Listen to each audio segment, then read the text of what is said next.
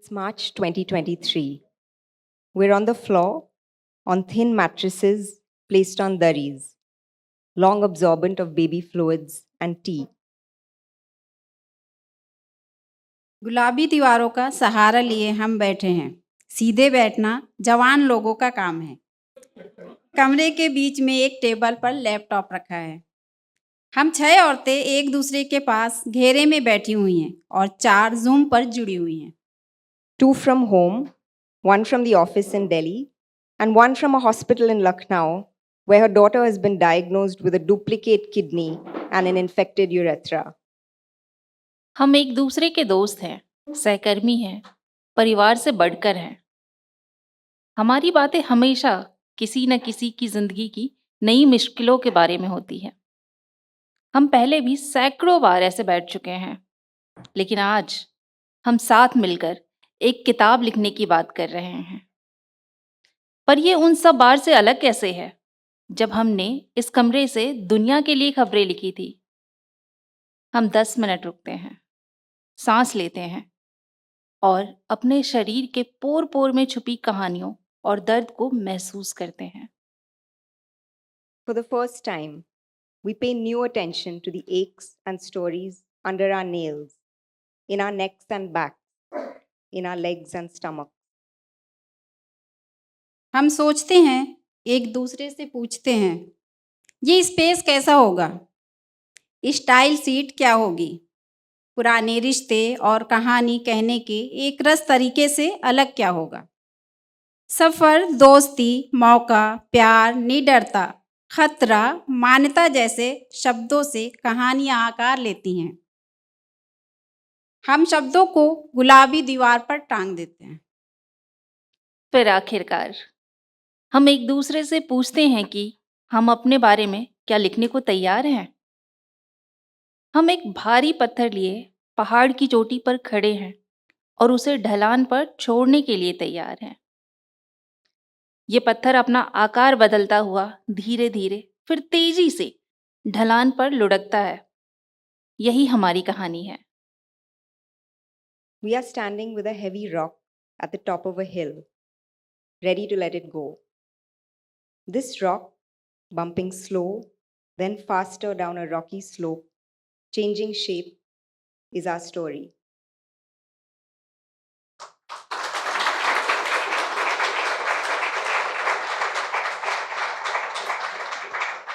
Good evening, everybody. Thank you so much for joining us. Can we have one more round of applause for the audience?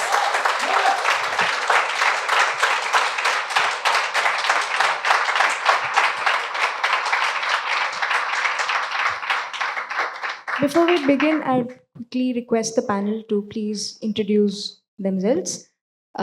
So maybe one line, your name, and let's say, what did you eat for breakfast today?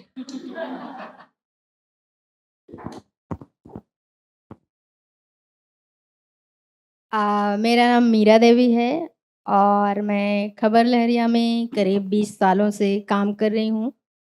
UP की Banda district से हूँ। Managing editor की post पे काम करती हूँ। Wait, what did she eat?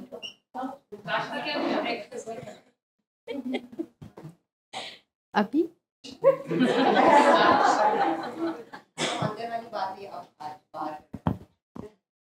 Okay, तो सच बताऊं, मैंने नाश्ता नहीं किया है। यस, अभी का ना।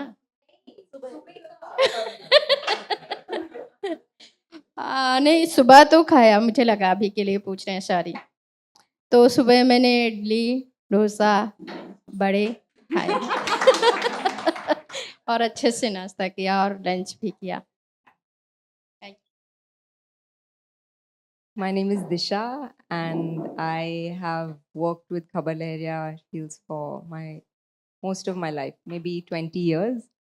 I'm from Bangalore, and I lived and worked in Delhi and Bundelkhand for the better part of the last 2 decades, and now I'm back in Bangalore. And I also had idlis and dosas and vadas and lots of coffee for breakfast.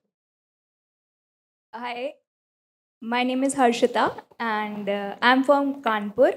And it's been 8 years with Khabar Lehria now, and I'm doing social media and communications and outreach for KL. And for the breakfast, I was in the train, so idli and dosa. Idli and vada, I think, not dosa. मेरा नाम नाज़नी है, मैं भी बुंदेलखंड के बांदा ज़िले से हूँ।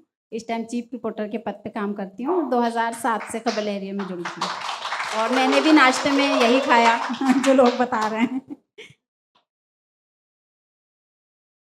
My name is Kavita Bundelkhandi from Bundelkhand, Banda district. बस इतना इंग्लिश बोल पाऊंगी। 24 साल पूरे हो जाएंगे 30 मई से और 25वें में हम लग जाएंगे। खबर लहरिया जवानी की तरफ अब जा रहा है और हम लोग बुढ़ापे की तरफ। तो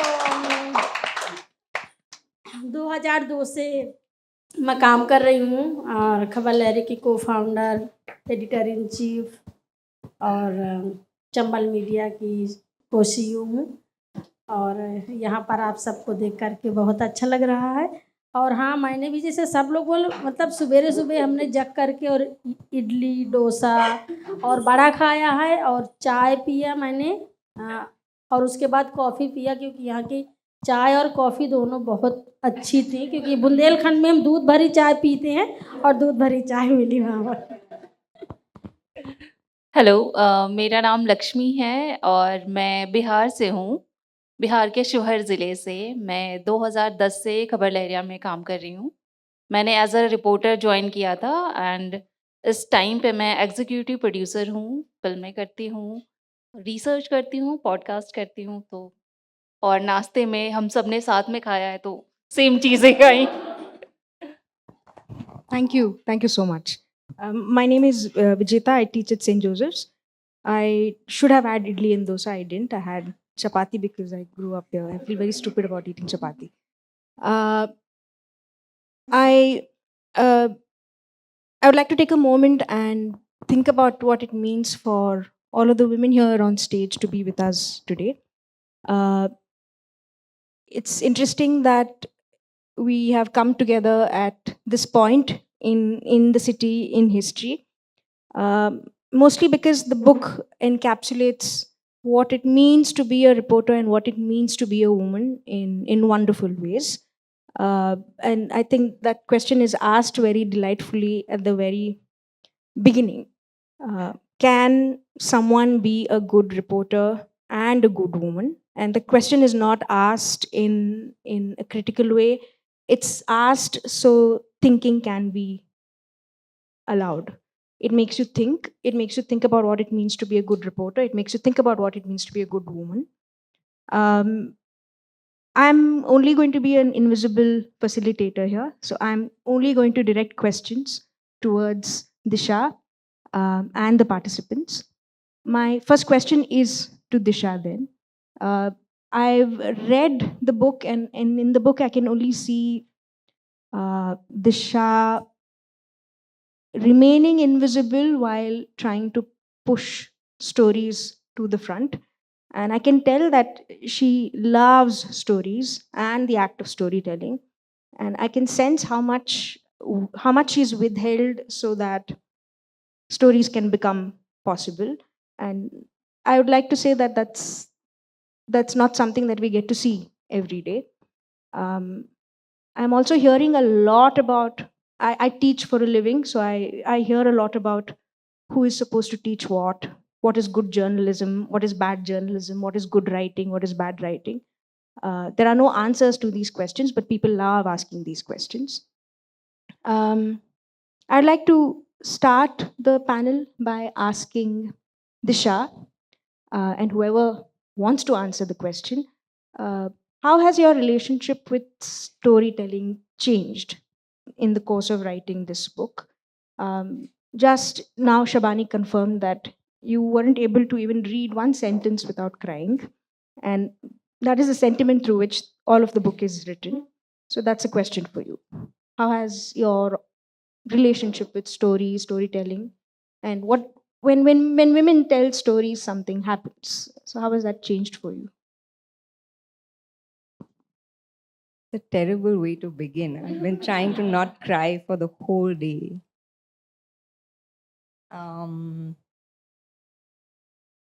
I think the most exciting part of being a writer and a journalist has been traveling to Bundelkhand and throwing everything that I knew and had learned about anything about the world out of the window of the Sampark Kranti Express the first time that I went. And I'm not saying that I didn't have a story and a place before I started working in Bundelkhand in journalism with this particular group of women. But there was something particularly exciting about losing yourself in a place in the way that Khabar allowed me to lose myself in Bundelkhand and just listen. And so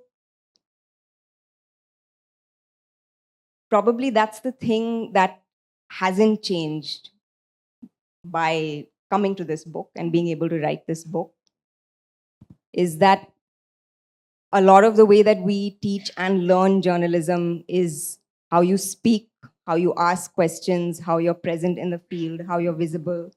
And I've spent most of the last 20 years trying to create strategies through which my colleagues and co-workers can become more visible. But there's something that also is enabled as a writer by being invisible, and being a witness in a different way and not.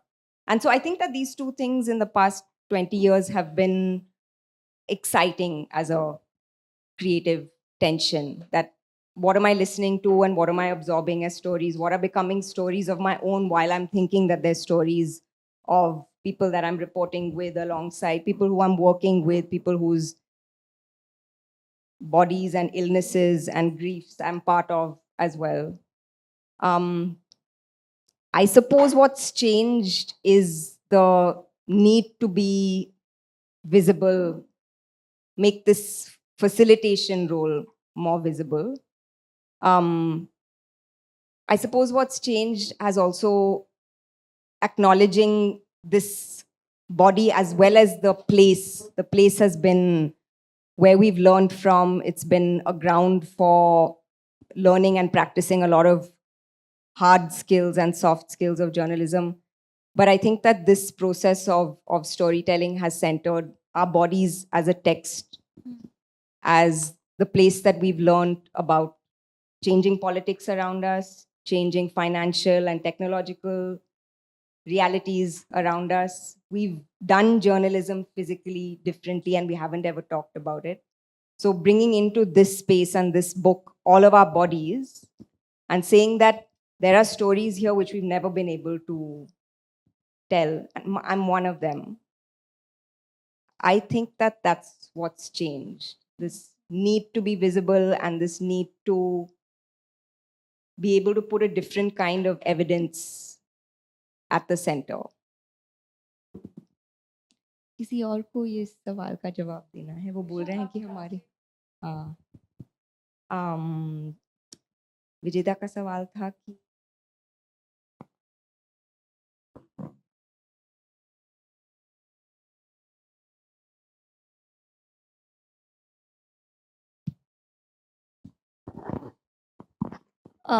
I think मुझे लगता है कि हम एक दूसरे के और ज़्यादा करीब आए हैं। कई बार ऐसा होता था कि कुछ चीज़ें होती हैं, एक साथ काम करते हैं तो थोड़े मनमुटाव होते रहते हैं एक साथ में, तो वो कहीं न कहीं बैगेज रहता गया। लेकिन जब हम साथ में लिख रहे थे, उस प्रोसेस में जा रहे थे और हम उस टेंशन के बारे में बात कर रहे थे, उसे लिख रहे थे, कई बार उसके नज़रिए से उस पोजीशन में और क्या बोलेंगे उसको, उस समय को देखना, वो एक अलग फीलिंग थी। एक दूसरे को जानते हैं हम कि हाँ ठीक है, वो कहाँ से है, वो क्या करती है, घर में कौन है, इतने करीब तो हम हैं, लेकिन एक गहराई में जाना एक दूसरे के रिश्तों को और बेहतर कर पाया है, जो हम इस कहानी के दौरान, उसके लिखने के प्रोसेस के दौरान हम और करीब आए हैं। Can we just have a show of hands of how many people need a translation from Hindi to English?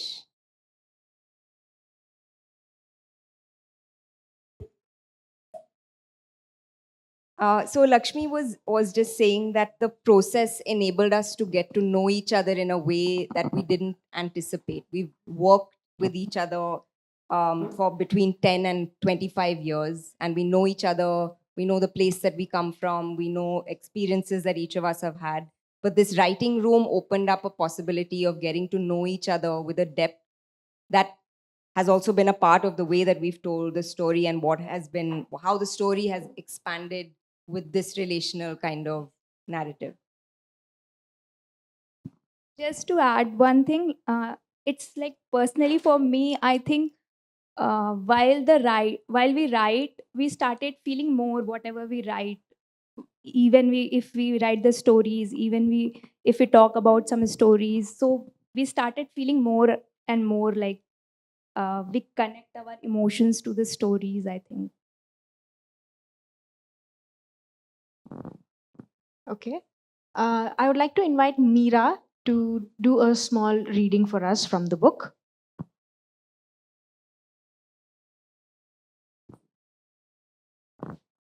मार्च का महीना है। मैं गाजरे कलर का सूट पहने एक मकान के सामने खड़ी हूँ। सुबह के 9 बज चुके हैं। आज खबर पूरी करनी है। दिमाग में गांव के लोगों की आवाज़ें गूंज रही थीं। जब तांगे से उतरते ही मुझे घेर कर एक ही सुर में बोला गया था कि संस्कृत विद्यालय मंदिर की जमीन पर और कागजों पर चलता है, लेकिन खुलता नहीं है। गांव में भी साधन नहीं चलता था और मैं घंटों तक घोड़ा तांगा पर सवार कर सफर करके कवरेज के लिए गई थी। तभी किराने की दुकान में दुकानदार की आवाज़ आती है, जो मेरा पेपर खरीदा करता था। बहन जी, 3 दिन से देख रहा हूँ आप रोज आती हैं, क्या हुआ है? मैंने कहा, टीचर से मिलना है। अरे वो रूम में है। मैंने दौड़ लगाई, बिना किसी से कुछ पूछे गुस्से से टीचर के रूम के दरवाजे को जोर से धक्का दिया। दरवाज़ा खुलते ही टीचर अचानक मुझे देखकर और घबरा कर उठ खड़ा हुआ और उसकी लुंगी छूट गई। वो पसीना पसीना हो गया। मुझे जोर की हंसी आई। मैं अपना मुंह दुपट्टा से दबाते हुए पीछे घूम गई। आइए बहन जी, कुछ काम था क्या? मुझे जानना है कि संस्कृत विद्यालय क्यों नहीं खुलता है?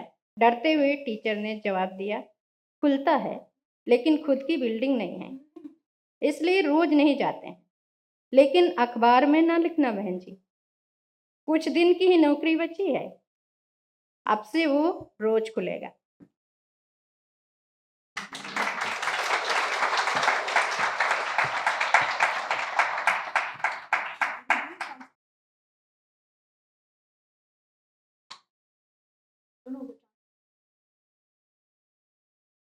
Okay. My next question is about the world of work. There are moments in the book that highlight this theme very broadly and very poignantly. We have stories of young women stepping into the police station for maybe not the first time, but they know what it's going to be like because they've heard that a dowry case has been reported, but action hasn't been taken. So they step forward and ask the SP all kinds of questions, only to be met with silence or ridicule or laughter. So when work puts them in positions like these, where they're not taken seriously or they're taken too seriously, what does it do to them? And at what point does work begin to start becoming something else? Life, maybe, or love, maybe. How do we make sense of it when we start realizing that it's not just about money at this point, something else seems to be at work here? So, to the panelists, this question is about work. Disha, can you help me? My Hindi is very Bollywood, and I'll mess it up terribly if I start talking about work and calm and all of that. Yeah, please. No, you do. I don't have Bollywood Hindi though. But Okay. काम के साथ आपका रिश्ता कैसा है? क्या है और कैसे बदला है और I'm looking for काम one कैसे? moment. Like कभी आपको ऐसा लगा कि आज मुझे पता नहीं ये चेंज कैसे आया मुझ में कि मैं काम को जाने को बहुत उत्सुक हूँ. See, so Utsuk is good. correct. Yeah.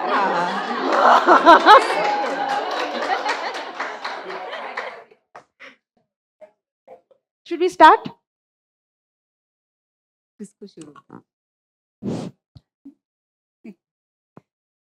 काम के साथ रिश्ता समय समय पे बदला है। कभी काम आगे हुआ है, कभी रिश्ते आगे हुए हैं, कभी रिश्ता पीछे छूटा है, तो कभी काम छूटा है। तो तो इस तरह से हमने अपनी ज़िंदगी में भी बहुत सारे बदलाव लाए हैं काम के साथ, और वो काम करते करते बदला है। समय समय पे बहुत कुछ छूटा है, रोए हैं, लड़े हैं, प्यार हुआ है, एक दूसरे के साथ खड़े भी हुए हैं।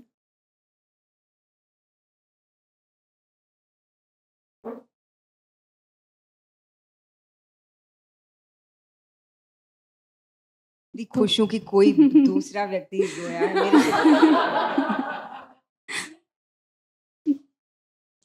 हाँ, जब काम शुरू किया था तो ये नहीं सोचा था कि आज हम यहाँ पे हो।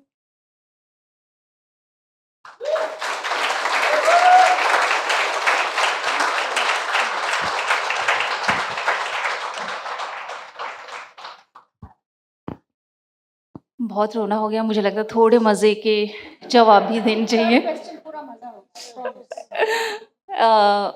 काम में जुड़ने के टाइम पे ऐसा कुछ सीरियस नहीं था मेरा। मैं मज़े के लिए जुड़ी थी कि घर से बाहर निकल के और बाकी लोगों से बात करने का मौका मिलेगा। लेकिन काम के साथ मैंने खुद को पहचाना है कि मुझे करना क्या है। कभी सोचा नहीं था कि पत्रकार बनना है, लेकिन काम के साथ-साथ वो बदलाव आए हैं कि हाँ, मुझे यही करना है। और साथ में लेखन के प्रोसेस में अपने आप को और करीब से जाना है कि कुछ मोमेंट अगर आप याद रखते हो तो वो क्यों याद रखते हो? क्यों आपके ज़हन में 10 साल पुरानी, 15 साल पुरानी वो एक घटना याद है? उसके पीछे कारण है।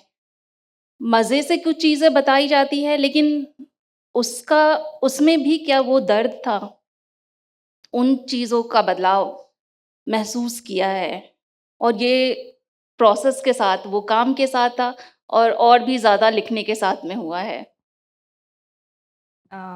So Lakshmi is saying that she didn't have a very serious objective when she joined journalism, and she wanted to be a big journalist. But while she's been working as a journalist, she's learned that there's nothing else that she would want to do in her life, and the relationship has become stronger. And she said that particularly in the writing of this book, the maza or the enjoyment has been to be able to get to know herself in a way that she didn't think or she didn't know. Yeah.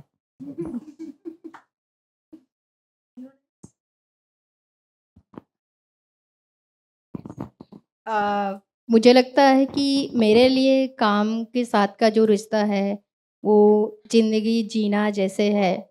मैंने अपनी ज़िंदगी में बहुत सारे बदलाव या हम सब ने बहुत सारे बदलाव किए हैं। जॉब के साथ हमने अपने को ग्रो किया है, सामाजिक रूप से, आर्थिक रूप से। जो ख्वाहिशें हमारी रह गई थीं, पीछे छूट गई थीं, उनको हमने अपने भविष्य के रूप में अपने बच्चों के साथ में देखा है। तो बहुत अलग-अलग तरह के बदलाव और ज़िंदगी को हमने बुना है, गढ़ा है और जिया है। Meera saying that she has grown, we've grown a lot in doing this work, and it's not been one kind of growth, but many different kinds of growth at different times. So, financial or economic, self respect, professionally,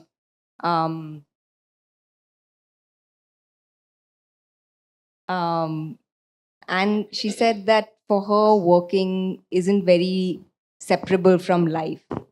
To work is to live. The line between them is very blurred. और हमने एक दूसरे को बदलने का मतलब जब हम बुक लिख रहे थे तो हमने एक दूसरे को देखा कि उसमें वो क्षमता है जो निकाल नहीं पा रहे हैं, तो हमने निकाला, ज़बरदस्ती निकाला, खींच के लाए अंदर से। उसको बताया है कि हाँ, आप में है वो क्षमता, आप कर सकते हो। वो हमने एक दूसरे से किया, कराया। हाँ। एक चीज़ और थी ना, जब हमने पत्रकारिता शुरू की थी, तो हम तो ग्रामीण महिलाएँ थे, कम पढ़ी लिखी थे, तो जो लोग हमें कहते हैं ना बड़ी आई पत्रकार, आज जो हमारी पत्रकारिता की सराहना करते हैं, सराहते हैं, हमें बुलाते हैं। हमने अपने काम से अपनी जगह बनाई है, हम अपने नाम से जाने जाते हैं, कहीं पे भी होते हैं तो। आज हम यहाँ पे बैठे हैं तो हम अपनी पहचान से बैठे हैं, ना कि अपने पति, अपने पिता या अपने भाई की पहचान से।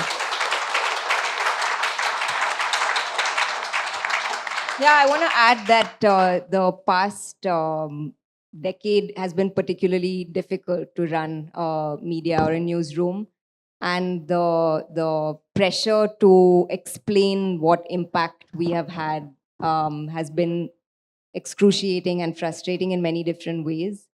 And in the book and in these lives, we've tried to show how our impression on the landscape, whether that's the rural landscape or it's the landscape of media more broadly, that is the impact. It's not something that we need to keep proving, but it's an indelible impact. The change in our bodies, the change in our lives, the fact that we still survive despite all the odds is something that that shows what the impact has been. I also just want to say that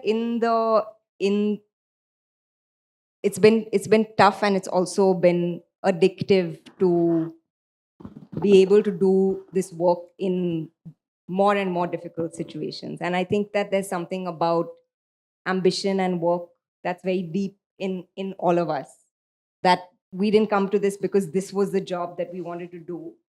We came to it by accident, and then we've put roots down and we've grown ambition and we've shifted things around so that it makes space for us. And that's why work and life and ambition is impossible to disentangle. Yeah.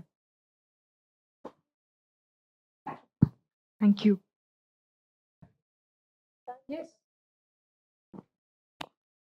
काम के साथ में कई बार हमने देखा है कि ज़्यादातर लोगों का पैसे से ही रिश्ता होता है। या तो हमने जॉब किया और घर आए, लेकिन अपने आप को सामाजिक रूप में और या तो जो समाज की सोच है वो नहीं बदल पाते।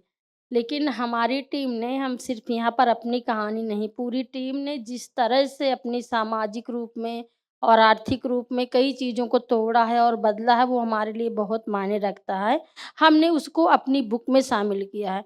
मुझे बहुत अच्छा लगता है कि कई रिपोर्टरों ने अपने नाम से खुद की ज़मीन खरीदी है खबर लहरिया में काम करके।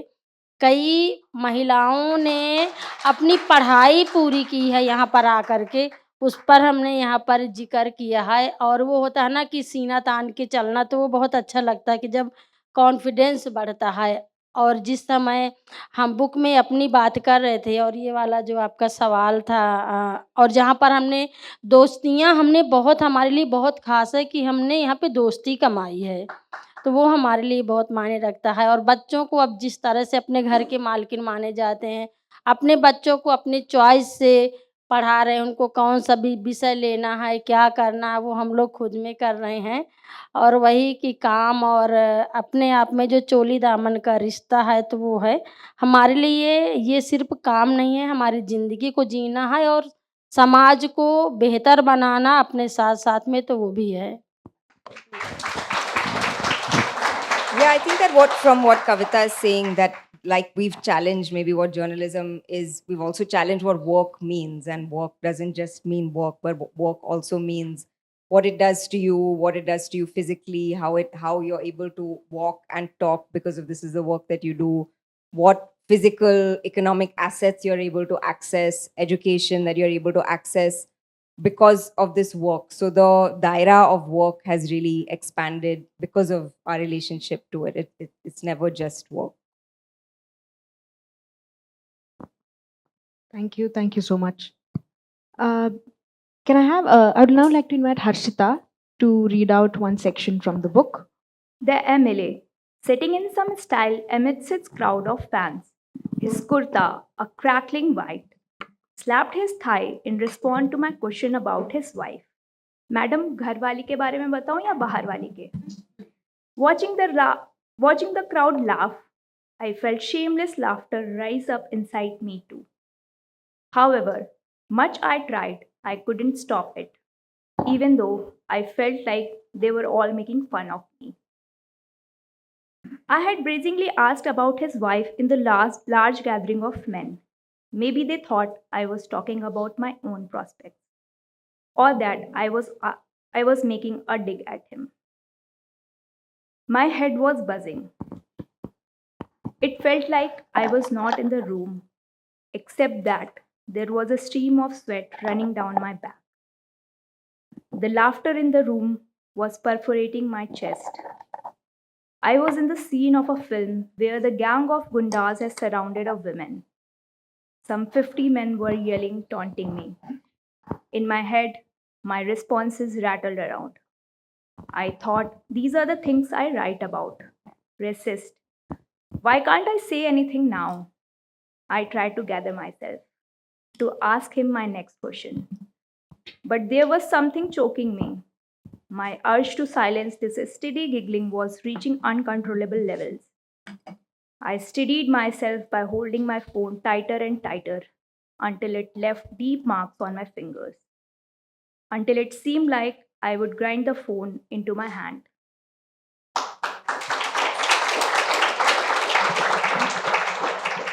So we've done journalism, writing, work. My third section is my most favorite because it's about laughter. On campus, usually it's the language classrooms where students get to laugh a lot. And when students are with language teachers and they're laughing together, usually it'll be some joyless science or math teacher who'll come and ask, is this a classroom or a fish market? But I've found out that laughter, especially at the workplace, breeds a kind of intimacy that's very difficult to understand for people on the outside. If I may, can I read the two sections? Is anyone going to the bus bit? No. I want to read one bit from the book that made me laugh a lot. And there's one snippet. So the book has lots of snippets from the workshops that were conducted. It has been, okay, so this is the snippet. It had, sorry. Saman wala. Saman. Okay, sorry. It had been happening since childhood. We didn't know what it was or that it was wrong. Small things, we used to laugh them off. Like you're on a cycle sitting in front of a man and he adjusts his parts, like so. This is the section. The bus was teeming with people, men and women. There was one man dressed in a long kurta and a thin cotton pajama. My eyes fell on his long, thick luggage protruding from his pajama. I tried to avert my gaze, but it traveled back to his stuff. He was moving, rubbing his stuff up against women in the bus. I watched this for some time. Why was no one saying anything? My body got hot and red. I kept thinking, what would I do if he brought his long luggage near me? Everything else was a blur: the bus, the women, and my anger. My arms were tight from my shoulders to my fingertips. I wanted to shoot him as fast as a bullet from a gun so he wouldn't know what hit him. Just then, he moved towards me. I lifted my arm, a bundle of newspapers in my hand. It has to be newspapers. I took aim and then I dropped the bundle on his luggage. The man held his luggage and ran out of the bus. As soon as I had dropped the papers, my body went slack and laughter erupted out of me like a volcano. I quickly controlled it. People would think I had gone mad, laughing for no reason. If my husband had been around, I would have told him the story and laughed with him. But he was not around. I could not tell my team. They would have made fun of me. Whenever I went to the office, they would ask, did you see something long today or not? They would laugh. I didn't say anything. The heaviness, the loneliness stayed in my mind. Thank you for this. It made me laugh. It totally disrupted our workshop. I mean, I think we laughed for a whole day. Shyam कली की story को सुन करके हमने कितना हंसा. Sorry. So the name of that story is Saman. No, there's no name. Okay, luggage Saman. Okay, understood. I wanted to ask you about laughter. Have there been moments in the workshop or when you were? I want stories now. What made you tickle? What made you laugh? Are there more funny stories like these, like Saman or other kinds of stories that you could tell us? Anecdotes, stories that made each other laugh, or anything that you found out about each other that made you giggle very much? हमारे कोई अनुभव जिस पर हमने बहुत हंसा, या दूसरों के बारे में हमको कुछ पता चला जो नया था जिस पर हम बहुत हंसे?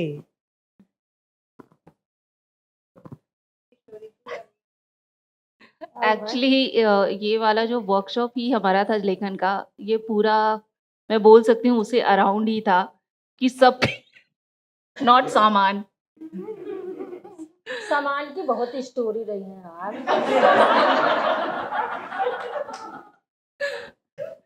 तो हर किसी के पास अपने किस्से थे. हर लेखक ने अपने अपने अनुभव बताए थे.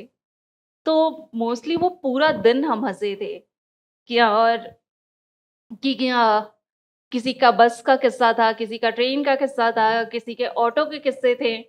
इनफैक्ट जब अखबार बेचने जाते हैं उस टाइम का ये बुक में भी है शायद से, वो लाइन की जब हम अखबार बेचने जा रहे थे, एक लेखिका ने बताया था कि और वो 2 रुपए उस टाइम पे बिक रहा था. तो वो पूरा सेंटेंस कोई नहीं बोल रहा था. मैडम 2 रुपए में दे रही हैं, किसको देंगी? तो हाँ, जवान लोगों को पहले मिलेगा या हम जैसे को भी मिल जाएगा. तो इस तरीके से टॉन्ट करना, भले ही उस कमरे में हम सब हंस रहे थे और अभी भी शायद उन पलों को सुन के हंस रहे हैं, लेकिन कहीं ना कहीं उस हंसी और उस फन के पीछे भी एक दर्द था कि कैसे एक महिला है जो ग्रामीण महिला है, अखबार बेच रही है, तो इसका मतलब वो किसी के लिए भी अवेलेबल है, आप उसकी कीमत लगा रहे हो. क्योंकि वैसे भी अगर बाहर निकल के आप काम करते हो तो यही बोला जाता है ना कि क्या गिरा हुआ काम कर रहे हो. पत्रकारिता और खास करके अगर आप अखबार बेचने जा रहे हो वो भी 2-2 रुपए, ये तो कोई काम ही नहीं है ना, ये क्या काम कर रहे हो. इस तरह की स्टोरियां और आई थिंक बहुत सारी स्टोरियां रही हैं. और हाँ, So Lakshmi Singh, there was a lot of stories and a lot of laughter. And behind the laughter, I mean, I'll add as well that the laughter was a way of also doing a kind of social analysis of what we've felt and what we've carried for 20 years or 25 years of doing journalism. There were lots of experiences shared. We did reporting in the field, but we also distributed the newspaper because we could not get agents or hawkers to distribute our newspaper. And so when we went to sell the newspaper, and for most of its history, Khabar Lahariya was priced at 2 rupees, we would say, we would be asked pretty lewdly and assume that we were available for a price, because selling something was considered a pretty low kind of form of labor. So we remember them with humor and with laughter, but behind the humor, there's been a lot of pain of being devalued, the work being devalued, to be seen as cheap, especially when we were out and about selling and distributing. I think उस time पे भी जब हम ये कहानियाँ निकाल रहे थे तो इससे पहले वो चर्चा नहीं करते थे कि हमारे अपनी दोस्तों में भी ये होता था ना कि क्या कहेंगे, जो इस कहानी में भी इस लेखिका ने लिखा है कि हमने अपने दोस्तों को भी नहीं बताया कि वरना वो हमें उस चीज़ को लेकर के चिढ़ाएंगे, उस बात को लेकर के चिढ़ाएंगे, या अब मैं किसके साथ डिस्कस करूँ. शायद मेरा पति होता तो मैं उसके साथ हंस लेती इस बात को लेकर के. Yeah, I think that there was a lot of who who's the witness for this kind of, and for a lot of our careers we were quite focused on being not only strong and good reporters or professional in a particular way in the outside world. We were always trying to prove ourselves, mostly failing but always trying to prove ourselves. But we were also trying to prove ourselves to our team. It was really important to hold on to the job. So if we came back with these stories that this is what happened to me in the bus or this is what happened to me in the tempo, then there was a lot of fear that we might not be considered worth the job, or people would say that maybe you shouldn't do this because it's too difficult.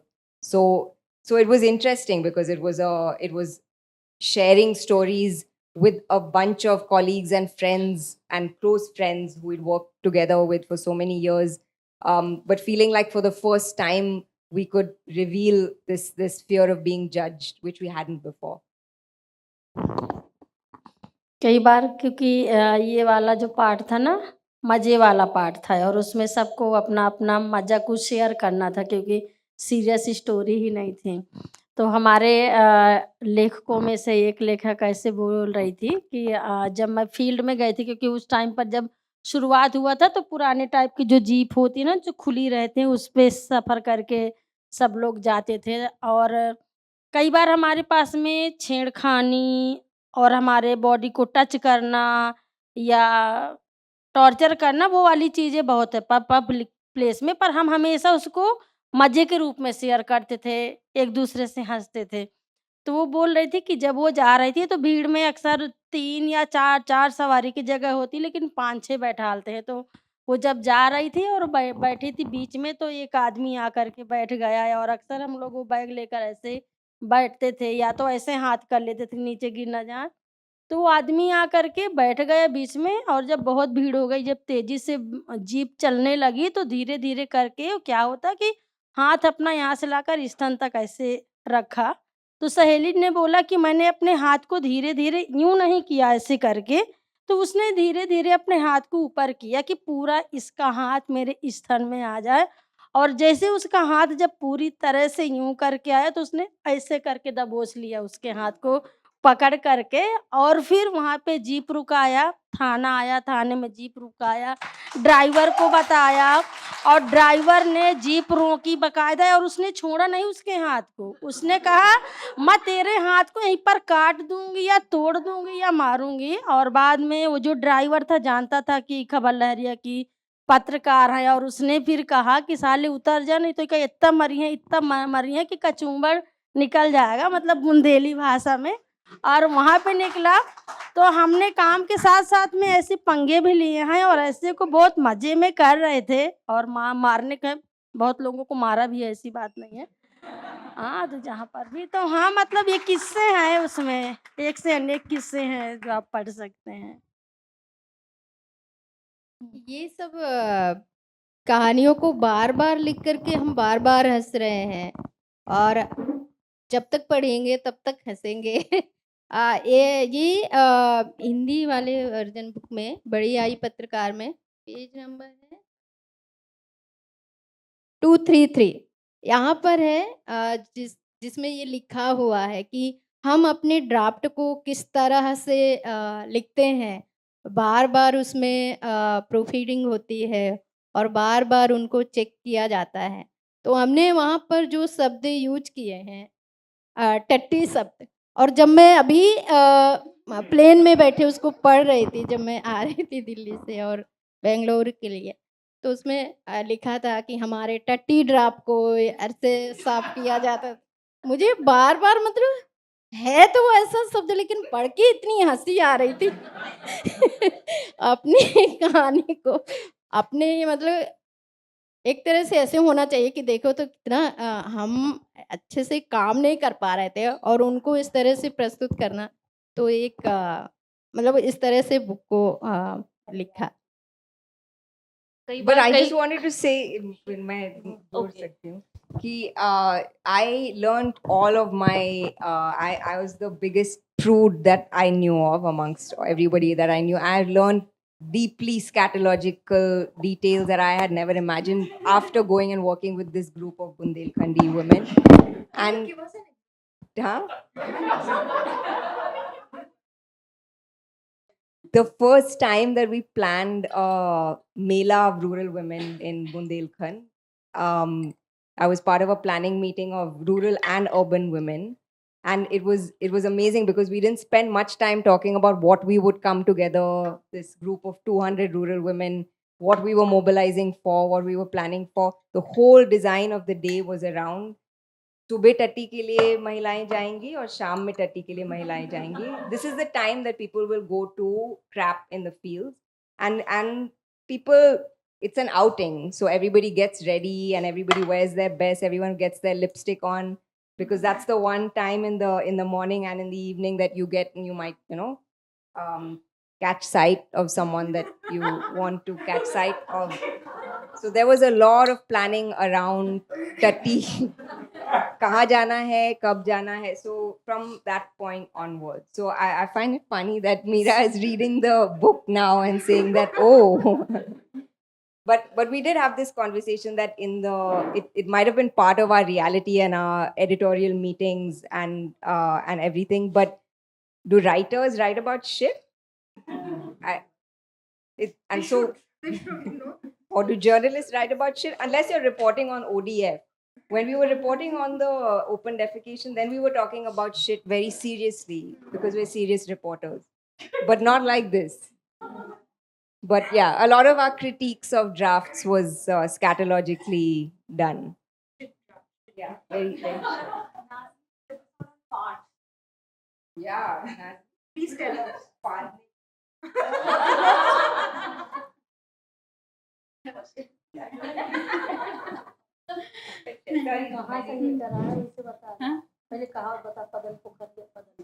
मुझे नहीं I think ये क्या है hello ये वाले show की सोच कहाँ से आई. हमारे यहाँ एक किस्सा है, मैं पूरे किस्सा में नहीं जाऊंगी लेकिन 2 लाइन में बताऊंगी. फिर हमने कहा कि नाजनी तुमको इसको लेकर नाजनी रिजवी का एक शो है, बोलेंगे बुलवाएंगे हंस के सब कह जाएंगे. तो जितने भी रूढ़वादी सोच महिलाओं के बारे में जो समाज ने थोपा है उसको हम मजेदार तरीके से सबसे सवाल करते हैं और जवाब लेते हैं. This was a big risk because we only did serious journalism in Khabar Lahariya, so we were taking a big risk to try and make things humorous. तो कहानी बहुत लंबी मैं जाऊंगी नहीं, लेकिन अगर किसी को सुनना है तो बाद में मैं सुना सकती हूँ. तो ये था पदन पोखरिया पदना गांव पदनी नार व धोवेदार अनपद्दी का ब्याहन जाए. मतलब एक औरत है जो पाद देती है और उसको घर से निकाल दिया जाता है. उसकी शादी होना होता है, उसकी आदमी को पता कितनी बेशरम है, खाना देते समय पाद दिया इसकी शादी नहीं होगी. पुराने जमाने में जब दूसरे गांव में उसकी शादी हो जाती है तो वो जब ब्याहने के लिए वो आदमी उसी गांव में जाता है जहाँ पर उसकी शादी हो रही होती है. तो वो औरत पहचान जाती है, तो वो कहती है कि पदन पोखरिया है ये वो जाते हैं वहाँ पर. गांव में ऐसे जब टट्टी जाते हैं तो हाथ धोने के लिए तालाब में जाते हैं. मैं ज़्यादा नहीं ले हूँ टाइम. तो वो औरत अपने उसी वाले आदमी से बोलती है कि पदन पोखरिया ये जो लेक है इसमें यहाँ पर वही औरत है जो दाल धो रही है. तो पदन पोखरिया पदना गांव भी हो गया, पदन पोखरिया हो गई. पदनी नार मतलब औरत उसमें दाल धो रही है और आप इस गांव में अनपद्दी को ब्याहन आए हो, जो औरत को ले जाओगे क्या वो पा देगी नहीं. तो इससे हमने नाजनी से बोला कि जा करके इसमें शो करना चाहिए. हाँ ये है. बस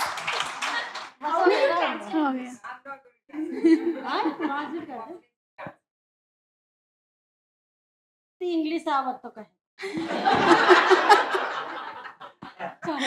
हो गया ना. चलो ठीक.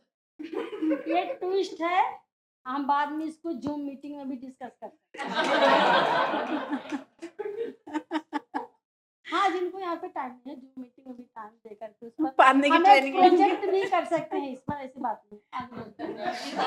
पादने पे और क्या पादने पे ट्रेनिंग देंगी. ये तो औरतों के लिए श्राप है, पाद नहीं सकती हैं जोर से. भाई ये बहुत सीरियस मुद्दा है, हमने इस पर बहुत सवाल This I can translate, yeah. Yeah, it's a serious issue that Yeah. if women fart, it's considered a curse. So it is a serious issue. That's what I Yeah. Hi. I have forgotten. What should I do now? Wait, she had a story. मुझे लगता है इतने मज़े वाली चीज़ें हो गई है जो मैं बोलना चाह एक्चुअली में ये कहना चाह रही थी कि जो टट्टी से याद आया था मुझे कि वहाँ तक पहुँचने के लिए हमने कितने ड्राफ्ट लिखे थे क्योंकि कुछ लेखक हमारे हैं जिन्होंने बहुत खूबसूरत शब्दों में उसको बयाँ किया था और हम अपनी भाषा और सरल भाषा में उसको बनाने के लिए कितने राउंड उनको लिखे हैं और एक तरीके से क्या बोलते हैं उनको धक्का दिया है। ये तो नहीं बोल सकते हैं, ये वाली चीज़ें तो नहीं कर सकते हैं। तो हाँ, इतनी कहानियों के पीछे बहुत सारा स्ट्रगल है लिखने में। निकालने में No, I think that the Lakshmi is also saying that the use of tatti has been varied. And one of the things that this writing process and the writing workshops was bringing up was that a lot of journalism is cliche. And what we were saying is also that weed that out, that shit, that we've heard the way that the story is told, whether it's the stories of ourselves, the way that Khabar Lahariya is reported, what it's done, what it means for Dalit or rural women to be reporting. There are certain kinds of stories that have been told in a certain kind of language, in a certain kind of way. And we were saying that we want to try and do it in a different way. So draft after crappy draft of what we'd already heard and what we had struggled to build up because it took a lot of effort to write hero stories about the kind of work that we did to establish ourselves as journalists. And now we were saying that we have the confidence and we've done the work and we can also reveal these parts of ourselves which are funny and crude and self-critical and hurtful and vulnerable and full of grief. And so a lot of the Tatti drafts were the drafts of stories that we have heard and told about ourselves many, many times. And this is a new version that we wanted to tell. We could have started our book with this picture: a group of women who work together, chatting and laughing and sharing stories of their personal lives. Isn't this what you expect if you peer inside an organization like ours? But we decided against it. We wanted to show you a group of women on the constant journey of being and becoming journalists and what that means. We wanted to show you how we live through the social, political, and technological churn of our times, how it ran through our bodies and stories. We wanted to show that even if it would be easier to know us first and clearly and only as women, or as rural women, or as Dalit women, or as journalists, or as activists, or as friends, or as social commentators, we are all of these. We are our castes and our qualifications. We are our news reports and our contacts in the field. We are our bodies and our languages. We are our relationships too. We cannot be labeled easily. We do not want to be case studies, even if that is what makes our lives, achievements, and challenges comprehensible. We didn't get here by chance. It has been deliberate, messy, constant work. Work often inseparable from life. That has allowed a different body, a different voice, and a different organization to grow and survive. What is the scaffolding of this work that makes it unique? How do we treat the timber, and how do we seal the joints?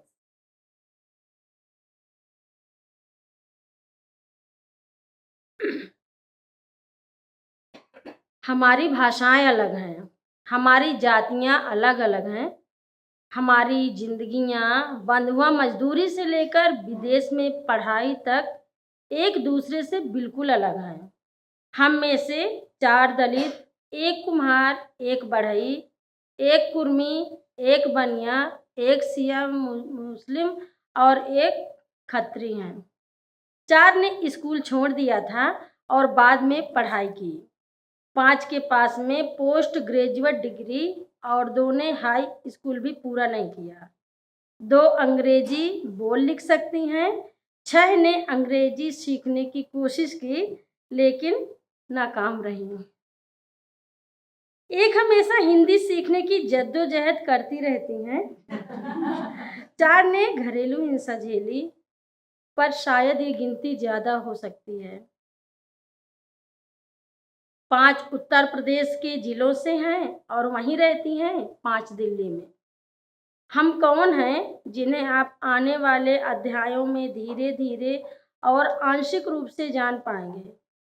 हम आपको उन अलग-अलग आवाज़ों और जिंदगियों का एहसास कैसे कराएं जो इस सामूहिक आवाज़ का हिस्सा है।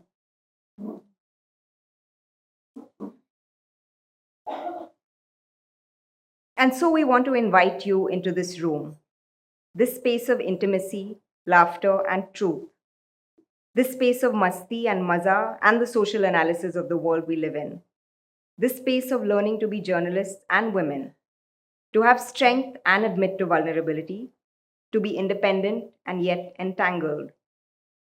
This is a boudoir and also a workshop, where the work on maintaining a particular kind of scaffolding, a structure of enabling and support never ends. This is what has made us, what has carried us on stormy seas, and what still does.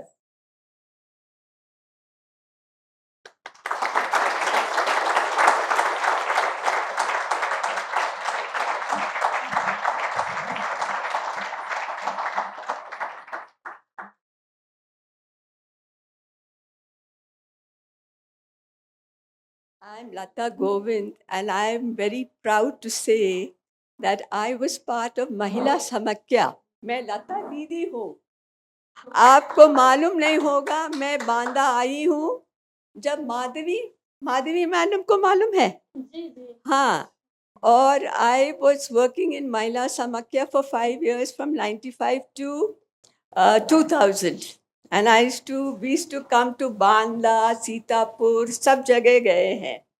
तो in fact, I wanted to just say one thing about when we were talking about, all of them were talking about work, the concept of work. Whenever we used to come to the villages and we used to ask women, what work do you do? So they say, मैं तो कुछ काम नहीं करती हूँ. Whereas they work from morning till evening. They are collecting either firewood in the Himalayas, or they are going to, in Banda, they're going to collect water. They became hand pump mechanics. We trained them in Banda. They did Banda mein, this thing, Banangana mein. They were driving tractors. We set up little places of mediation for women who were struck by violence in Sitapur. Because there were so many rape cases, Sitapur was on a village where all the truck drivers used to go. So they used to go and they used to rape women in the night, when they used to spend. So there was so much of violence there. Mahila Samakya kept a Nari Adalat. We set up nurseries in the Himalayas where deforestation was a thing. So we did a lot of work. I'm feeling so happy to be with all of you today. I feel very glad to hear your Khabar Lehriya. When we started your Khabar Lehriya, we used to have a fard scroll. है ना, आप लोग ये फाड़ रखा होगा, जो scroll आप लिखते थे न्यूज़। हाँ, महिला डाकिया, महिला समाख्या से निकला, उससे खबर लहरिया बन के आया। मैं महिला समाख्या के महिला शिक्षण केंद्र की पढ़ी हुई यहाँ बैठी हूँ। हम महिला शिक्षा में काम करी हूँ। मैंने महिला शिक्षण केंद्र में पढ़ी है और उसके बाद आगे की पढ़ाई की है। Yes, please keep your questions short. Yes. Yeah, it's short. Thank you. मेरा नाम संध्या है। मैं बहुत सालों से आपके बारे में पढ़ रही हूँ, इंस्टाग्राम पे आपको फॉलो करती हूँ। कभी सोचा नहीं था आपसे मिलने का भी मौका मिलेगा, तो आज मुझे बहुत खुशी हो रही है। आपकी किताब लेकिन मैंने इंग्लिश में ख़रीदी है, क्योंकि मेरी हिंदी उतनी अच्छी नहीं है पढ़ने में। पर बहुत जैसे मेरे जैसे बहुत सारे और भी लोग होंगे जो हिंदी समझते हैं पर शायद उतना फ्लुएंटली नहीं पढ़ पाते हैं। और आपकी आवाज़ों में जो खनक है जब आप खुद पढ़ के सुना रही हैं अपनी कहानियाँ, उसमें बहुत चार्म एक है, can't find the right word in Hindi. तो रिक्वेस्ट ये था अगर आप एक ऑडियो बुक निकालने का सोचें आपकी खुद की आवाज़ों में।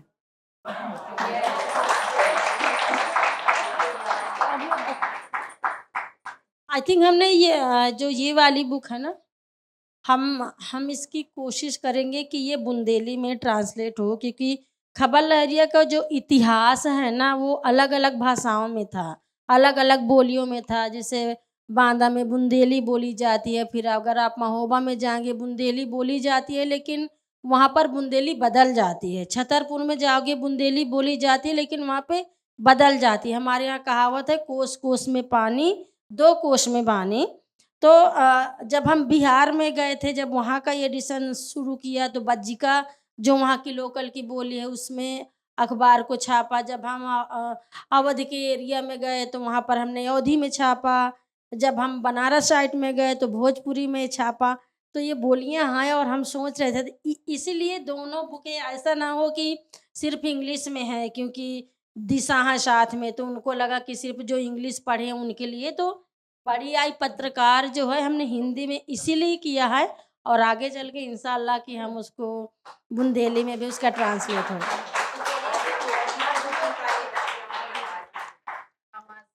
हाँ, तो आई थिंक आवाज़ वाली भी हम करेंगे। हमें क्या, हमने जितनी भी कहानियाँ हैं, अब उसके लिए हमको संसाधन, रिसोर्स, ये सारी चीज़ें चाहिए, तो हम आपसे बात करेंगे आगे चल के जरूर।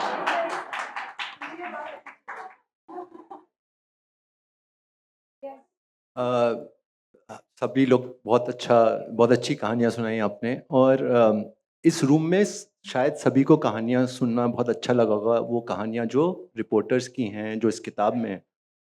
पर खबर लहरिया की जो पत्रकारिता है, जो आप लोग कवर करते हैं, उसकी आपके हिसाब से इस कमरे में बैठे लोगों की ज़िंदगी में क्या अहमियत हो सकती है, होनी चाहिए?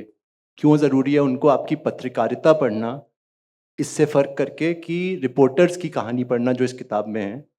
तो आपकी पत्रकारिता की इस रूम में इकट्ठे लोगों की ज़िंदगी में आपके हिसाब से क्या अहमियत है?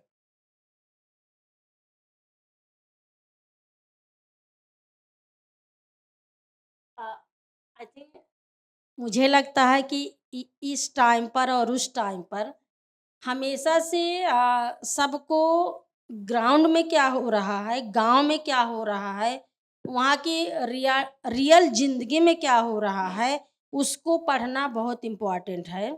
और हमने जितना मेहनत किया है, हम जैसी औरतें जब गांव में रह करके जो खबर को बनाती हैं, जो रियल स्टोरी है, रियल मुद्दे हैं, हम वहाँ पर जाकर कवर करते हैं। शायद आप बहुत सारे न्यूज़पेपर पढ़ते होंगे या बहुत सारे सब्सक्रिप्शन आपने खरीदा होगा।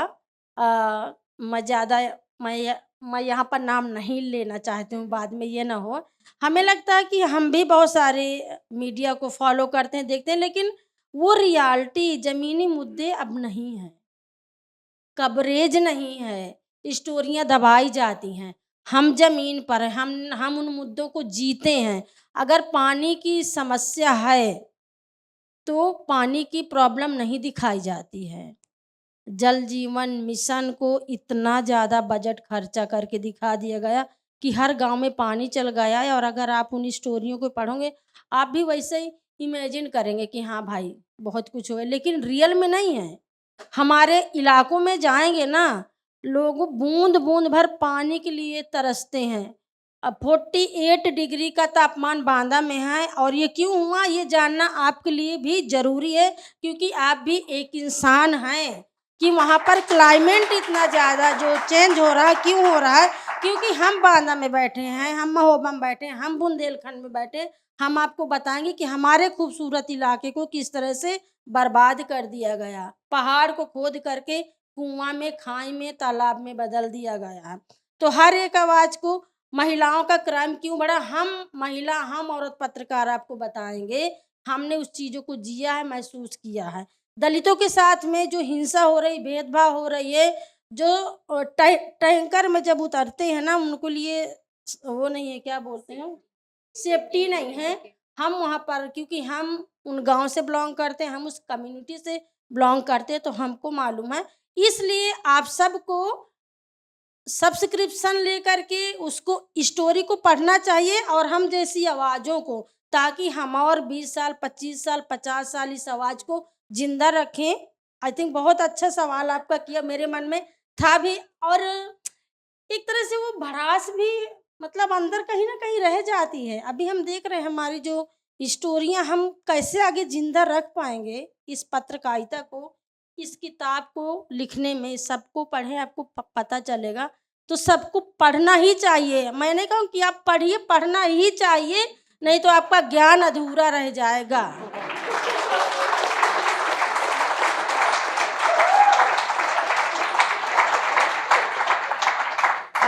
Just to add with what Kavita is saying, just before this event, I was going through our YouTube channel, and there was a story of a village in Chitrakoot where there is a pond where like जहाँ पे लोग पीने के लिए भी उसी pond से पानी लेते थे एंड नहाने के लिए भी उसी पॉन्ड से पानी लेते थे. Even when they came in the evening after working, वो अपने हाथ पैर भी उसी पॉन्ड में धो रहे थे. तो like no other media bothers about covering these kind of stories that we are bringing from the rural areas of UP, MP, Bihar, and we want to expand more, hopefully in near future. And we try to like bridge that gap. We package those stories in English. We do in-depth stories in the form of articles, and we add captions and subtitles on the video so that it reaches to the maximum audiences and it creates that kind of impact we are working on.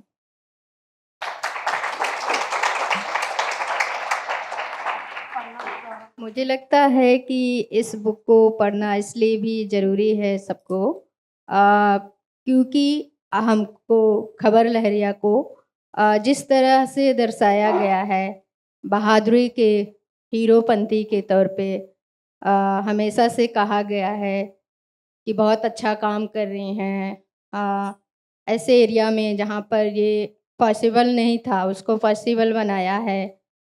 कम पढ़ी लिखी हैं, गांव से हैं, बड़ी मुश्किल से घर से निकली हैं, बहुत ज़्यादा वायलेंस है, इन सब के बीच में देखो तो कितना अच्छा काम कर रही हैं ये। और ये नहीं है कि अभी ही बुक लिखा है, बुकें आपने और भी पहले पढ़ी होंगी खबर लहरिया के बारे में, या फिर फिल्में भी आपने देखी होंगी, या फिर बहुत सारी मीडिया ने हमको अपने नज़रिए से दर्शाया है, फिल्म मेकरों ने अपने नज़रिए से दर्शाया है। लेकिन अब हम सही में बता रहे हैं कि उसके पीछे की क्या कहानी है इस हीरोपंती की, उसको हमने अपने नज़रिए से दर्शाया है, बताया है कि हम सही में ये हैं, इसका असली रूप ये है। इसलिए इस बुक को पढ़ना बहुत ज़रूरी है।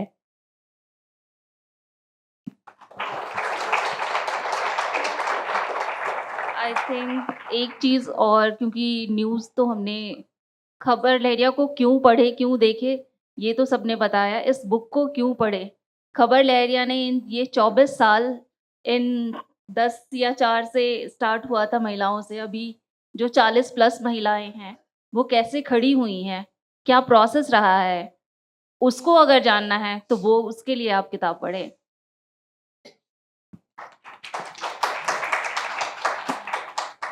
Hi, I had a question about the specific story. Thanks to the BIC, I came to know about Khabar Lehriya because I saw the award-winning documentary Writing with Fire. उसमें एक कहानी थी संगीता की, जो डाउरी डेथ रिलेटेड थी,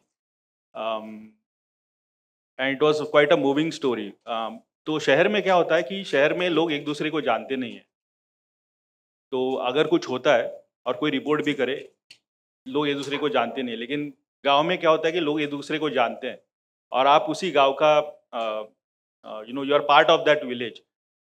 सो that story, when they, for those who don't know, Sangeeta was burnt alive, and actually the footage is of post the incident where actually I think the body was also shown in some parts. But आपको ये डर नहीं लगता because आपको समाज में रहती है, लेकिन शहर में रिपोर्टिंग करना क्राइम में बहुत अलग बात है, लेकिन गांव में ये रिपोर्ट करना, उन्हीं लोगों में जाके रहना, उनसे बात करना, उनसे आप कोई somebody will be a shopkeeper, somebody will be a butcher, you'll go and buy stuff from them. So how does that change the dynamics of the village and how do you interact with them, considering that you are also reporting on some of the evils of society?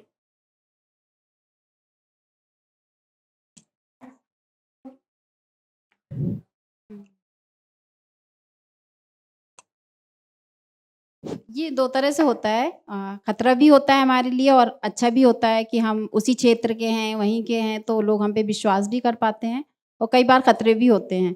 तो उस विश्वास को बनाने के लिए हमने बहुत time लगाया है, बहुत समय बिताया है और उनका भरोसा जीता है हमने। बार बार गए हैं, एक खबर को हमने करने के बाद छोड़ा नहीं है उन्हें। हम उनके पास बार बार जाते हैं, बेवजह जाते हैं, बिना खबर के भी उनसे मिलते हैं, तो उन्हें एक भरोसा हो जाता है कि अगर खबर लहरिया में खबर आ रही है या खबर लहरिया के रिपोर्टर हम तक आए हैं तो वो चीज़ सही जाएगी और सही खबर निकलेगी।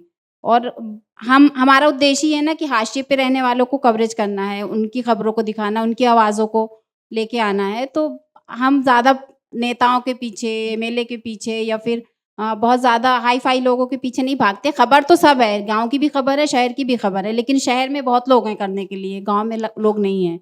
तो हम गाँव की तरफ ज़्यादा भागते हैं और उनकी खबरों को, उनकी आवाज़ों को निकालते हैं, तो उनका भरोसा हम जीत पाए हैं। मुझे लगता है कि ऐसी खबरें कवरेज करके इसलिए भी हम खड़े हैं क्योंकि हम एक दूसरे के बहुत करीब हैं और ये जो प्रक्रिया है वो हमारी बुक में है। इसीलिए इतने खतरे के बाद भी क्या हमको डर नहीं लगता? हमारे भी परिवार है, बच्चे हैं। सीधे हमसे लोग नहीं कर पाएंगे तो हमारे बच्चों पर, हमारे परिवार पर कर सकते हैं ना वो। लेकिन उनको ये भी पता है कि इनकी एक टीम है जो एक दूसरे से इतनी ज़्यादा करीब है, इसीलिए उनमें पावर है, वो पावर जो हमारी बुक में आपको दिखता है। इसलिए एक चीज़ और मुझे जोड़ना है कि हम भी इंसान हैं, हमारे भी कलेजा है और हर दिन हमारे लिए वो नई ज़िंदगी होती है जब हम क्राइम की स्टोरी करने के लिए जाते हैं। शहर में फिर भी आपके पास संसाधन है, 4 पहिया गाड़ी है, अकेले आपको नहीं जाना है। हम जब 30 किलोमीटर अंदर जाते हैं तो हर दिन ये लगता है, और ऐसे क्षेत्र में जहाँ डाकू हैं, जहाँ इतना ज़्यादा क्राइम है, जब मतलब और ऐसी धमकियाँ मिली हैं, ऐसा हमारे लिए वेरी डिफ़िकल्ट बुंदेलखंड में मतलब एक स्टोरी करने के लिए कितना खून पसीना लगता है। इसलिए फिर से बोलते हो कि आपको स्टोरी पढ़नी चाहिए, गांव की स्टोरी पढ़नी ही चाहिए, चाहे जैसे भी हो। दूसरी चीज़ मुझे ये बोलना है कि ओनली रेप की खबर नहीं है क्राइम हमारे लिए। अगर हम एक गांव के विकास की खबर भी करते हैं, उतनी ही चुनौती हमारे लिए उस वाले क्राइम में होता है जितना हमारे लिए कोई मर्डर के केस में होता है। लेकिन हाँ, हम ईमानदारी से, सच्चाई के साथ में पूरी छानबीन करके डीपली जा कर के हम स्टोरी करते हैं, और इसलिए समाज और वहाँ के जो लोकल की प्रशासन है, जो पार्टी के लोग हैं, वो हमारे साथ भी रहते हैं और वो हमारा साथ देते हैं। तो हाँ, ये Yeah, I just wanted to add that the stories and the coverage and stories like this of dowry deaths, for example, or crimes against women, there's a certain kind of crime against women that has become common on social media. There are some rural districts where there'll be one isolated rape case which will suddenly get a lot of media attention. So there are cases that get covered, and we have been doing both the hyper-local and also these larger cases. But the things that you don't see when you see those stories being covered either in documentary films or in other kinds of media is what it takes to do the long years of trust building, so that people know that when you're coming to a village, you're not just coming because there's political attention on one rape case that happened in one Hathras, but there's networks and connections and an understanding of the social fabric of that village or that town, which you wouldn't understand if you didn't come there all the time. So we have been going back to the same villages and the same kasbas again and again and again, so people know us. So one thing is, what does journalism and credibility, and journalism has really lost a lot of credibility, especially in small towns, especially in UP and in the Hindi heartland. So how do you retain that credibility? That's how you do these stories. It's not just about being brave enough to go and do the story, but the work that that story entails. And what Meera was saying is that, so what is this scaffolding? It's not easy to protect yourself in this kind of climate, because the repercussions can be many, and not just then, and not just the story that you're doing, but at any point, because everybody knows where we live, everybody knows who we are. And so how do you build a team? How do you have legal support? How do you ensure that there are going to be people to back up if the repercussions of a certain story flare up? So that is constant work in the background that doesn't often get captured in documentary films or in stories about the reportage that we're doing, which is a part of the story that we haven't really told so far. Hi, Sanjeev. First of all, just to see all of you here is mind-blowing. I'm actually overcome with emotions to see what you all have fought and how you've come over here. It's quite amazing. So clap to all of you for being over here. I'm listening to reporting. I'm very disturbed by the human story behind it. The trivialization of women in these areas, sexualization of women in these areas. Two questions are coming to my mind. How has men's image of women changed with these women, the way they have managed to come where they are? Has it changed the social environment? Number two, are political parties seeing these as bright properties to build and bring them into the political sphere for themselves? असल में हम राजनीति से बहुत दूर रहते हैं, और ना ही हमारे किसी भी टीम में किसी भी मेंबर का सपना है कि वो राजनीति में आएगा। तो चुनाव लड़ने का हम सोचते नहीं हैं। ऑफ़र तो मिलते हैं, कई पार्टियों से मिले हैं, मिलते रहते हैं, लोग कहते रहते हैं हमारे सदस्य बन जाओ, या हम आपको ये पद दे देंगे, वो पद दे देंगे। तो हम उनसे दूर हो जाते हैं, क्योंकि राजनीति में आएँगे तो फिर हम पत्रकारिता नहीं कर पाएँगे, और जो हमें करना है। मुझे इसका रिप्लाई करना है।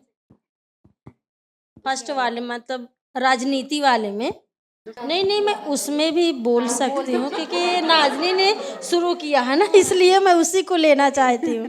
तो दूसरे का ही फिनिश कर लेते हैं ना पहले वाले में फिर चले जाएंगे। तो ऐसा नहीं है कि ऑफ़र नहीं आते हैं। जब मेरा जो शो हुआ था शाहरुख खान के साथ में, और जब मैं वहाँ से आई थी तो सबकी नज़र ऐसी थी, और मैं जिम जाती थी तो वहाँ पर घेर करके कई लोगों ने कहा था, मैडम हम आपको एमएलए का चुनाव लड़ाएंगे, आपको एमएलए का चुनाव लड़ाएंगे। तो इतने सारे ऑफ़र आ रहे थे उसको लेकर के, और हमारे टीम में कई ऐसे लोग थे जिनको लगता था कि हम चुनाव लड़ेंगे। मैं नाम तो नहीं लूँगी। और हमारे टीम में एक थी सोनिया, अभी इस दुनिया में नहीं है, उन्होंने प्रधानी का चुनाव लड़ा था, और हम कई बार उनके कैंपेन में ऐसे सपोर्ट करने के लिए हम चाहते भी हैं कि अच्छी महिलाएं आएँ, थोड़ा परिवर्तन आए और चुनाव लड़ें। पर अगर कहो हम लोगों में से, तो हमको तो नहीं लड़ना चुनाव, पर ऑफ़र आते हैं और लोग चाहते हैं कि वो एक चेहरे हैं, गांव तक पहुंच है, गांव की जनता चाहती है, पर जाने का इरादा नहीं है। और कभी इरादा हो सकता है कभी ऐसा है कि जॉब छोड़ दें, फिर घर में बैठें।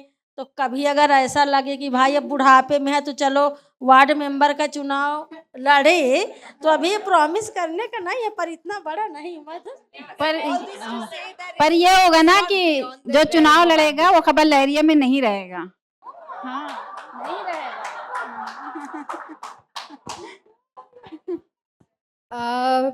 मैं इसी सवाल से जोड़ूंगा, थोड़ा मज़ेदार। ये है कि जब भी लोकल में कार्यक्रम होते हैं तो वहाँ पे इनवाइट करने की कोशिश की जाती है, मतलब किया ही जाता है। कई बारी वो तो हमारे मूल्य उद्देश्य बताते हैं कि हमें वहाँ पे जाना है कि नहीं जाना है, वो हम देखते हैं।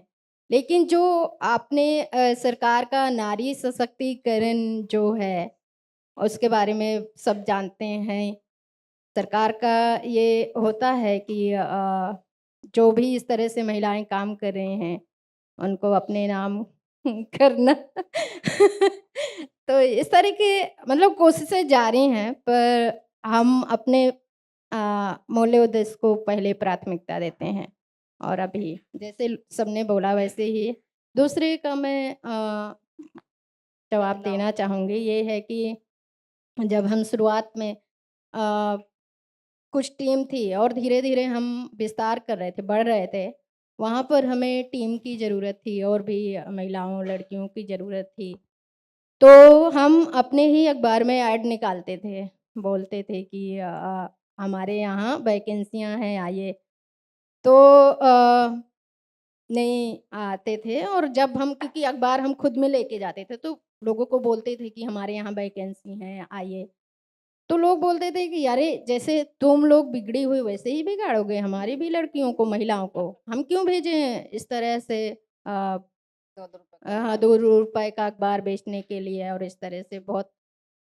लेकिन धीरे धीरे कोई बात नहीं, हम बढ़ते रहे, और जब अब जा कर के हम ऐड निकालते हैं, जब हमें वैकेंसियाँ निकलती हैं हमारे यहाँ, इतने ज़्यादा आते हैं सीवीज, इतने ज़्यादा कि हमको छाँटना मुश्किल हो जाता है लोगों को लेना। तो कितना मतलब कितना बदलाव हो गया है लोगों के बीच में, वो प्रेरणा के रूप में अपने से भी बोलते हैं कि हमारी बेटियों को भी या हमारी महिलाओं को भी जॉब दीजिए, ले जाइए, उनको भी सिखाइए। या फिर कोई आकर के ये बोलता है कि हम आपको देख करके हमको बहुत अच्छा लगता है, हम भी इस तरह का काम करना चाहते हैं। जहाँ से हमने शुरुआत करी थी वहाँ पर लड़कियाँ रिपोर्टर नहीं थीं, महिलाएं रिपोर्टर नहीं होती थीं।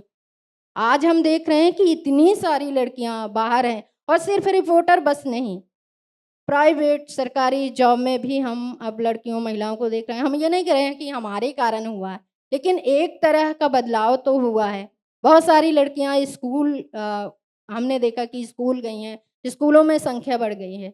तो सिर्फ मतलब इस तरह का बदलाव आया है पुरुषों में, समाज में, महिलाओं में भी, और प्रशासनिक लोगों में भी, राजनीतिक लोगों में भी, सब में एक तरह का बदलाव देखने को मिला है। तो एक ये सेट ऑफ पुरुष हैं और एक दूसरे सेट ऑफ पुरुष भी है, जो कि मुझे लगता है चिढ़ते हैं थोड़ा, like they can not see कि these womens are growing and glowing so much, so they keep commenting on our stories like who made you journalist, तुम्हें तो बोलना भी नहीं आता है, पत्रकारिता बंद करो. So these kind of comments we keep getting on the news stories online. So there are two sets of men's in rural areas that we have. मुझे लगता है कि एक जवाब वन लाइनर में दे सकती हूँ कि बाकियों का नहीं पता कि समाज की सोच बदली है या नहीं, आदमियों की सोच बदली है या नहीं, लेकिन अब हम सब यहाँ पे जितने लोग बैठे हैं वो अपने घर के डिसीजंस मेकर खुद हैं।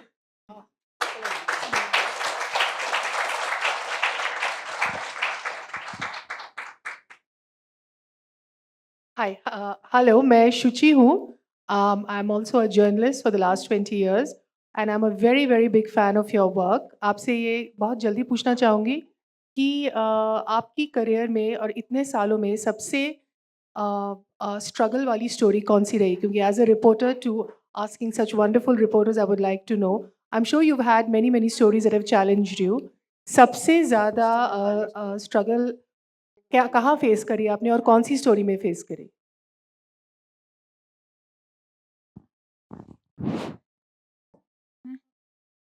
एक स्टोरी तो कह पाना मुश्किल है क्योंकि हम ऐसे क्षेत्र में रहते हैं कि हमारी हर स्टोरी में स्ट्रगल है। तो कई बार हमें एक स्टोरी के लिए 10-10 दिन लग जाते हैं, महीनों लग जाते हैं और वो हम पूरी नहीं कर पाते हैं। तो हर दिन हम स्ट्रगल करते हैं, हर सुबह निकलते हैं यही सोच के कि आज ये काम होगा और नहीं हो पाता है कई बार। मुझे लगता है थोड़ा लंबा है ये प्रोसेस है, जो चुनौती भरी स्टोरी के बारे में बताना है। मैं एक उदाहरण ज़रूर से बताऊँगी, थोड़ा टाइम लगेगा, अगर आप सुन सकते हैं, बैठ सकते हैं तो ज़रूर से सुनिए कि बांदा डिस्ट्रिक्ट के नरैनी ब्लॉक एरिया के एक गांव में हम दो लोग जाते हैं कवरेज करने के लिए। वहाँ पर किसानों की प्रॉब्लम थी कि उनके मुआवजा नहीं मिला था, खेत में अनाज नहीं हुआ था, उसका मुआवजा सरकार देती है तो वो नहीं हुआ था। तो हमने उस स्टोरी को फिनिश करके हम वापस आ रहे थे। हम देखते हैं कि दो व्यक्ति अगल बगल से एक बहुत ही दुबले पतले इंसान को लेकर के चल रहा है। अब वो आ रहा है तो हमको लगे कि कुछ तो हुआ है, तो हम जाते हैं, पूछते हैं और फिर उसके घर भी जाते हैं। पूछते हैं तो पता चलता है कि वो नए गांव छावनी से इलाज करा के आ रहे हैं, जो कि प्राइवेट हॉस्पिटल है टीबी के लिए। तो हम फिर उससे शुरू कर देते हैं पूछना, फिर धीरे-धीरे पता चलता है कि दूसरे घर में भी है, फिर पता चलता है तीसरे घर में भी है, फिर पता चलता है चौथे घर में भी है। तो इस तरह से पूरे मतलब उस गाँव में बहुत सारे लोग ऐसे ही सिम्पटम्स के मतलब ऐसे ही सिम्पटम थे उसमें। हमने उसको कवरेज करके जब हम हॉस्पिटल गए, डॉक्टरों से हमने पूछा, वहाँ के जो डिपार्टमेंट था, तो उन्होंने गोल-मोल जवाब दे दिया कि नहीं बीमारी-उमारी नहीं है, उनका इलाज चल रहा है ये ऐसे करके। हम जब छाप दिया, हमने लिख दिया अखबार में, तब हमारा प्रिंट था और हमने लिख दिया कि 8 लोग टीबी की बीमारी से मर गए। हमने उसका सर्कुलेट किया, वितरण किया।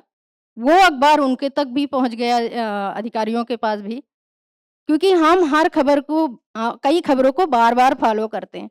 हम दोबारा फॉलो करने के लिए गए, तो जाते ही गाँव में हमको प्रधान मिले, सरपंच मिले, उन्होंने हमको इतना सुनाया कि आपने तो हमारे गाँव को बदनाम कर दिया है। यहाँ पर कोई टीबी की बीमारी नहीं है, ये वो करके बहुत कुछ सुनाया। फिर भी हम किसी तरह से गाँव गए और कवरेज किया और फिर से उस अस्पताल में गए तो वहाँ पर हमको बहुत डाँटा और बहुत डराया गया कि आपने गलत, आप डॉक्टर हो क्या? आपको पता है? आपने कोई चेकअप किया है कि ये टीबी की बीमारी से ही मरे हैं? इसके बाद हम जो डिस्ट्रिक्ट हॉस्पिटल है वहाँ पर भी गए, उन्होंने हमारे कार्ड जमा करा लिए, कह रहे चेकअप कराएँगे, देखेंगे आप कितने बड़े पत्रकार हो। किसी भी और यहाँ पर मीडिया हाउस ने कभी नहीं लिखा, आप कौन-सी मीडिया हो गई इतनी कि वहाँ पर आपको पता चल गया। फिर हम और भी गए, डीएम के पास गए, फिर उनसे हमने ये प्रॉब्लम बताई कि वहाँ पर ये है। उन्होंने हमारी बात सुनी और वहाँ पर उन्होंने टेस्ट कराए, जाँच कराए, बहुत सारे लोग निकले। फिर उनको वहाँ पर कैंप डाल कर के इलाज करवाया। बहुत सारे लोग उस इलाज के उसमें बहुत सारे लोग मरीज़ निकले, उनका इलाज हुआ, वो ठीक हुए और फिर से वो अपनी ज़िंदगी जीने लगे। तो मतलब कि और बहुत सारे लोग, एक ही परिवार के कई लोग मर गए 2-3 बारी जब हम गए रिपोर्टिंग करने के लिए। तो फिर बाद में उसी डिपार्टमेंट ने कहा कि और भी हमें इस तरह की स्टोरी बताइएगा या कोई प्रॉब्लम है बताइएगा, हम साथ मिल कर के काम कर सकते हैं। तो इस तरह की स्टोरी है।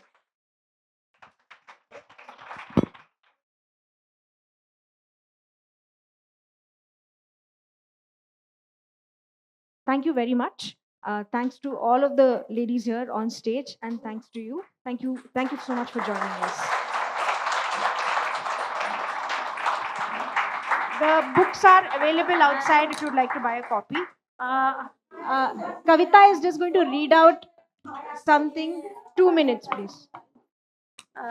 मेरा नाम कविता बुंदेलखंडी है, वैसे मैंने बता दिया। 25 साल पहले लोगों ने कहा था कि आप 2 साल भी नहीं टिकोगे, बड़ी आई पत्रकार। हमें कहा गया था कि जाओ अचार बनाओ, पापड़ बनाओ। लोगों को लगता था कि गांव की महिलाएं पत्रकारिता नहीं कर सकती हैं। हम सिर्फ टिके नहीं, हमने एक ऐसा ग्रामीण नारीवादी मीडिया मॉडल बनाया जिसने भारतीय पत्रकारिता को धक्का दिया है। खबर लहरिया ने साबित किया कि इस देश की सबसे ज़रूरी पत्रकारिता उन महिलाएं भी कर सकती हैं जिनसे हम कभी उम्मीद नहीं करते हैं कि वो माइक पकड़ेंगी, सवाल पूछेंगी या सत्ता से जवाब मांगेंगी। अगर आप चाहते हैं कि ऐसी पत्रकारिता आगे भी जारी रहे तो आज हमारे साथ खड़ा होने का समय है। जब आप खबर लहरिया का सब्सक्रिप्शन लेते हैं तो सिर्फ खबरों के लिए पैसा नहीं पे कर रहे होते हैं, आप हमारा साथ दे रहे हैं। कि हम और गाँवों तक पहुँचें और ज़िलों तक पहुँचें और राज्यों तक पहुँचें। ये भी आप सुनिश्चित कर रहे होते हैं कि जो मीडिया आप देख रहे हैं उसमें सच हो, अलग-अलग नज़रिया हो। क्योंकि अगर ग्रामीण भारत की खबरों में नहीं है, अगर आप उसको नहीं पढ़ते हैं, तो जैसे मैं इससे पहले भी बोल रही थी कि फिर आपको देश की समझ नहीं है। तो प्लीज़ बाहर क्यूआर कोड लगा हुआ है, आप उसको स्कैन कीजिए, सब्सक्राइब करिए हमारा और हमारे समुदाय का हिस्सा बनिए ताकि हम अपने काम को और आगे 25 साल 50 साल ले जाएं।